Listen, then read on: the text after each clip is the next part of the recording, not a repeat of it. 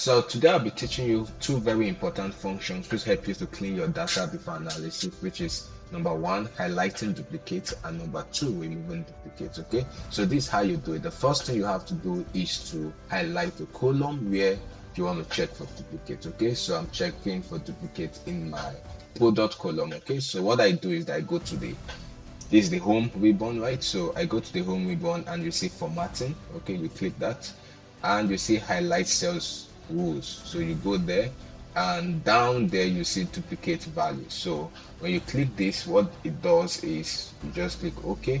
What it does is that it gives colors, okay, to the duplicate values. And if you check here, you see binders, right? Binders, chairs, and chairs. So you see that this these values are duplicated. That is why it highlighted them. Okay, so if you want to remove the duplicate, it's easy. All you have to do is go to your data ribbon.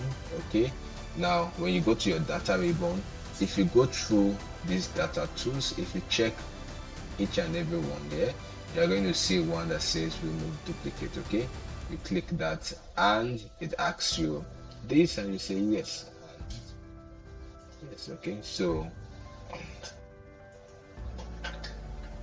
if you notice, the duplicates have been removed. So this is how you check and highlight duplicates. Okay, although this looks simple, but it's very important if you have thousands and thousands of data and rows. Okay, although you can naturally use your eyes to check this, but when the columns and the rows are much, it's better you just do this. And note that you don't have to highlight them before you remove them. It's just a regular practice to remove duplicates from every file before you start your analysis. So I hope you got value.